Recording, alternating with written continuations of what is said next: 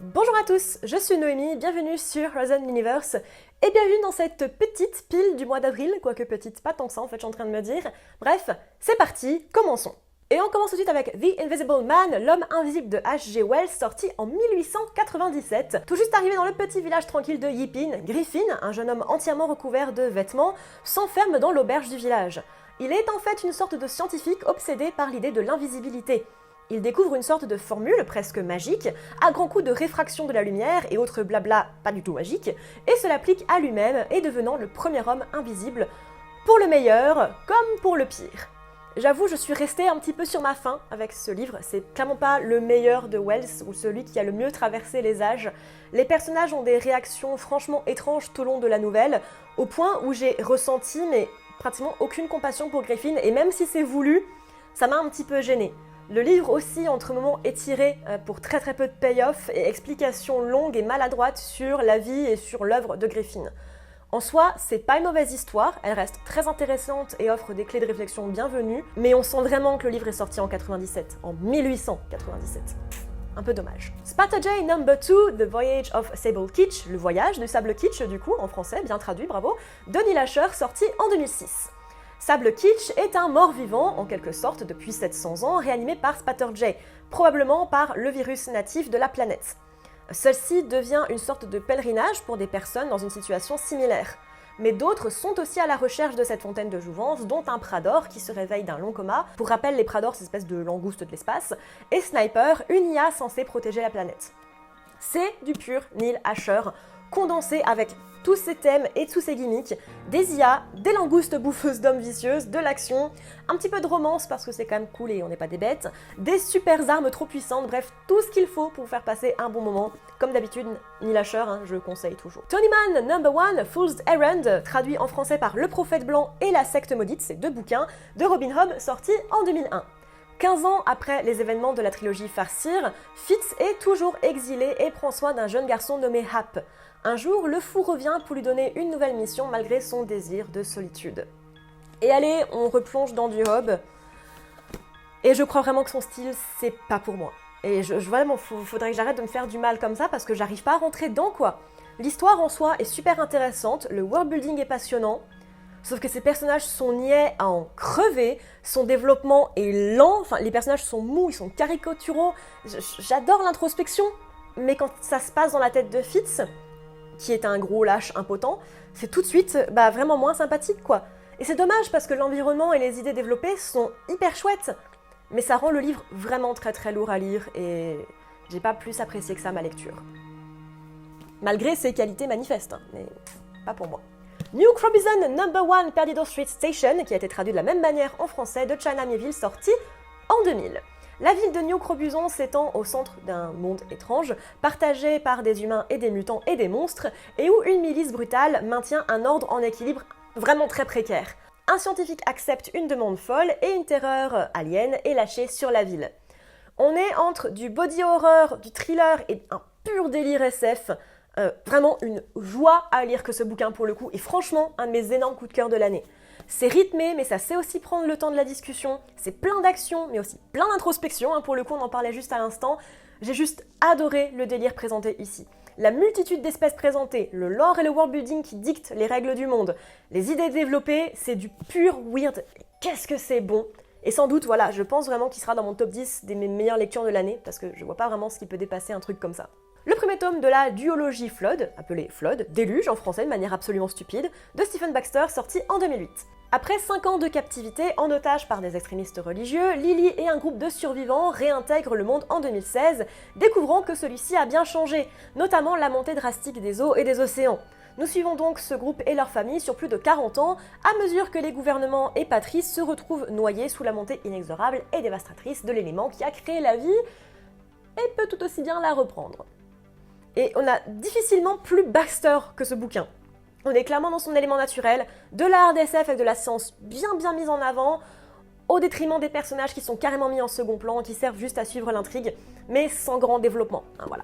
Des visuels grandioses, du post-apo, de la politique bien sanglante, genre le passage au Tibet est tout simplement glaçant, tout comme le commentaire sur les nouvelles générations qui sont nées pendant la montée des eaux et après la montée des eaux. Bref, C'est un livre très intéressant pour son postulat et ses 100 dernières pages, mais ça reste cependant à prendre avec des pincettes. Vous ne ferez pas ni ami ni modèle dans ce bouquin-là. C'est clairement un bouquin qui laisse ses personnages de côté. Si vous avez besoin de personnages développés, c'est pas pour vous. En règle générale, la hard SF, c'est pas vraiment pour vous. Le 17e tome du Discworld Interesting Times, ou Les Tribulations d'un mage en Orient de Terry Pratchett, sorti en 1994. L'Orient, écrit AU, est troublé et un étrange message arrive à Ankh-Morpork demandant un grand mage avec un J tout de suite. Rincewind est dépêché parce que les autres mages n'ont pas envie de se déplacer et qu'ils parlent pas la langue. Sur place, ils se rendent compte qu'une guerre se prépare entre 5 seigneurs, un groupe d'activistes fomente une révolution prolétaire en suivant un petit livre rouge nommé « Ce que j'ai fait pendant mes vacances » et qu'une horde de barbares prépare un casse. Bref, c'est la merde. Et vous le savez, je le sais, on le sait tous, tout le monde le sait, Pratchett, c'est drôle, c'est subtil, c'est intelligent, et celui-ci ne fait vraiment pas exception à la règle. Si vous voulez rire un bon coup, foncez, c'est de la bonne. The Ministry for the Future de Kim Stanley Robinson, sorti en 2020, est tragiquement pas encore traduit en français. Milieu des années 2020, une nouvelle institution mondiale établie à Zurich et suivant l'accord sur le climat de Paris a pour mission de défendre les droits des futures générations comme ceux des générations actuelles, le changement climatique les mettant grandement en danger. On suit plusieurs personnes, pour la plupart anonymes, et racontant leurs difficultés et l'impact du changement climatique, mais également Mary Murphy, la directrice du ministère, et Frank May, un travailleur humanitaire qui a pris de plein fouet et a survécu à une vague de chaleur meurtrière en Inde, et qui est absolument traumatisé.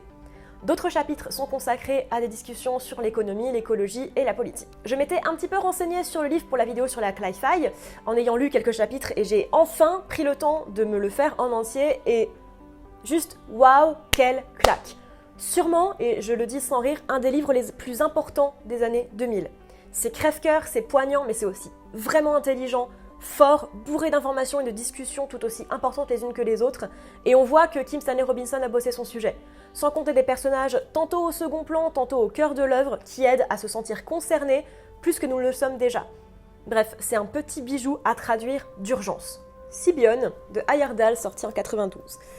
Dean Chad, ouais, le mec s'appelle Chad, c'est tout ce qu'il y a besoin de savoir sur l'œuvre, sur ce torchon, je devrais dire, est un flic travaillant pour une filiale policière et enquêteur qui doit travailler sur un meurtre en duo avec Elia, une cyborg qui travaille pour l'assureur Ender. Alors, petit trigger warning, c'est un livre de merde qui est pro-viol. Voilà. Voilà, hein, vous avez tous lu ma critique, je pense. Comment est-ce qu'un conglomérat aussi infâme peut être écrit et vendu, ça me dépassera toujours. Voilà, j'adore le thriller, hein, vous le savez, le livre policier c'est après la SF un truc que j'adore, mais comment on peut écrire un livre pareil et comment on peut vendre un livre pareil et comment on peut partager et aimer un truc comme ça.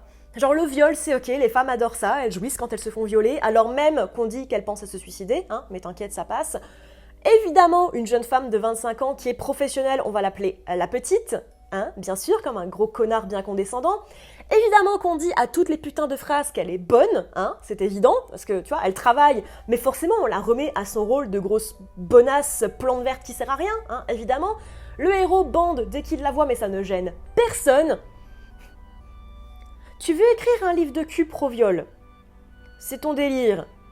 Pourquoi pas? Ça fait de toi un connard, mais pourquoi pas? Tu le fais, mais tu fous pas ça sous l'égide étiquette thriller SF. Tu ne manques pas de respect à la SF comme ça. Je ne lirai plus aucun livre de ce mec. Et je vous conseille vraiment pas de le faire. Parce que c'est un des pires torchons que j'ai lu de ma vie. The Rise of Endymion, l'éveil d'Endymion en français de Dan Simmons, le 4e livre de la saga Hyperion, sorti en 97. C'est la suite directe du 3e, donc si vous voulez pas de spoil, regardez pas. Mais Aenia et Raoul embarquent pour une dernière mission, accompagnés de loin par le Shrike, pour découvrir le sens de son existence, de l'univers et sauver l'humanité à travers la galaxie. Ce livre aurait pu être une masterpiece, j'en attendais sûrement beaucoup après le 3e que j'avais plutôt bien aimé et qui m'avait bien embarqué dans son histoire. Mais celui-ci est définitivement trop long et trop étiré, la fin est sublime, très lourde de sens, en dehors des toutes dernières pages et on y reviendra. Plusieurs éléments d'Hyperion font un retour bienvenu, mais c'est juste trop. Et là, particulièrement, la relation entre Aenia et Raoul me reste en travers de la gorge. Vraiment, on n'a pas idée de présenter une relation pédophile à la limite de l'inceste, avec autant de ferveur et autant de fleurs, autant de romantisme. Genre, le mec, c'est son père de substitution, elle a 13 ans, ça gêne personne. Tranquille.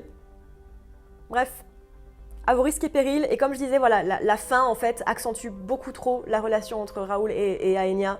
Ça casse tout le truc pour moi. Voilà, si je reviendrai sur Hyperion et la chute d'Hyperion, les deux suivants, probablement pas. One Day All This Will Be Yours de Adrian Tchaikovsky, sorti en 2021 et tragiquement encore une fois pas traduit encore. Après une guerre du temps effrénée qui a brisé le continuum du temps, nous suivons la dernière personne en vie, à la fin des temps.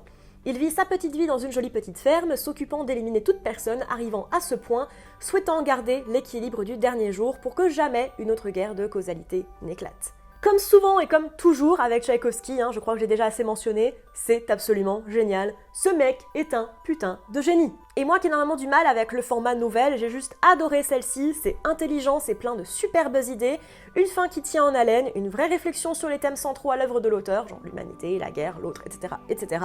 Juste une excellente nouvelle que je vous conseille fois 1000. Timescape, un paysage du temps de Gregory Benford, sorti en 1980. Dans ce livre, nous suivons les scientifiques en 98, essayant désespérément de contacter les scientifiques de 1962 pour les prévenir d'un désastre écologique imminent pour changer le futur. Et j'avoue avoir du mal à comprendre pourquoi ce livre est autant discuté sur le Reddit r/printsf sur lequel je suis assez souvent active, tellement il est banal. Et encore plus de mal à comprendre comment un livre pareil a gagné un Hugo, il n'y a peut-être rien à se mettre sous la dent en 80. Si le prémisse de base est plutôt cool, l'exécution laisse carrément à désirer, les personnages sont chiants à mourir, surtout, surprise, les femmes, le développement est très très long, et même le côté hard SF me laisse sur ma faim. C'est sympathique, quelque peu novateur pour l'époque, mais ça s'arrête là, tellement c'est facile et tellement c'est fade dans son écriture. The Company Was Number 2, Enchanter's Luck, ou l'opéra de l'espace, dans sa traduction absolument pourrie, de C.J. Cherryh est sorti en 1982.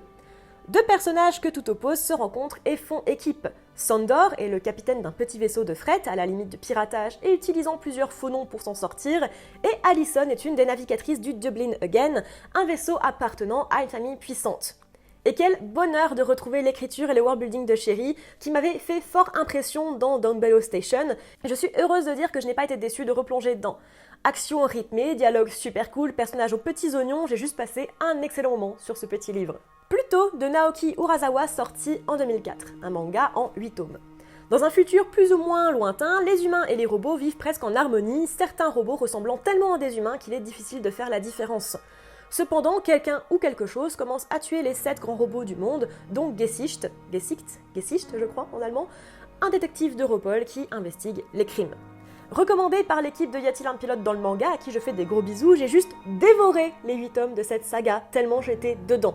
L'histoire est hyper originale, avec un lore et un background de folie, les personnages sont attachants et les enjeux très bien exposés, alliés à des dessins magnifiques, même si pour le coup j'y connais que dalle, mais juste un énorme coup de cœur. Et le petit dernier de ce mois-ci, Mostly Harmless ou Globalement Inoffensif de Douglas Adams, le dernier tome de la saga H2G2, sorti en 92. Après plusieurs années à se perdre dans la galaxie, Arthur Dent s'installe sur la Muela, où il devient le faiseur de sandwich. Ses projets de vie, enfin paisibles, se retrouvent stoppés à l'arrivée de sa fille, la prophétie de sa mort planant toujours au-dessus de sa tête. Et j'y reviens 2 ans après, voilà, je termine la trilogie en 5 livres qu'est H2G2. Est-ce que c'est le meilleur livre de la saga ? Non. C'est certainement même son moins bon. Moins drôle, plus lourd, avec une fin un petit peu abrupte, quoique bien amenée, mais ça reste du H2G2, le côté SF de Discworld pour moi. C'est fun, c'est coloré, c'est absurde, c'est délicieusement anglais, donc c'est du très bon, même pour le moins bon. Voilà tout le monde, j'espère que cette petite vidéo pile d'avril vous aura plu. N'hésitez pas à me dire en commentaire ce que vous avez lu au mois d'avril. Il y a déjà ma pile de mai qui est sortie en photo pour vous montrer un petit peu ce que je vais lire au mois de mai, ce dont vous allez entendre parler dans ma prochaine vidéo. Donc n'hésitez pas à aller voir sur les réseaux sociaux pour en entendre parler un petit peu plus avant. N'hésitez pas à me suivre sur les différents réseaux sociaux où je parle de mes lectures au fur et à mesure, notamment Twitter et Instagram, mais également Goodreads pour les critiques que je poste au fur et à mesure de mes lectures. N'hésitez pas également à me suivre sur Tipeee si jamais vous en avez l'envie et si vous en avez les moyens. D'ailleurs, j'ai une contribution Tipeee exprès pour les personnes qui voudraient me faire lire un livre de science-fiction dans le mois. C'est 10 €, c'est le prix du bouquin en gros, donc si jamais vous avez vraiment envie que je lise un bouquin, la contribution et Tipeee est possible, donc voilà, n'hésitez pas à aller voir tout ça. Je vous retrouve dimanche prochain pour une nouvelle vidéo, et en attendant, à bientôt dans l'univers.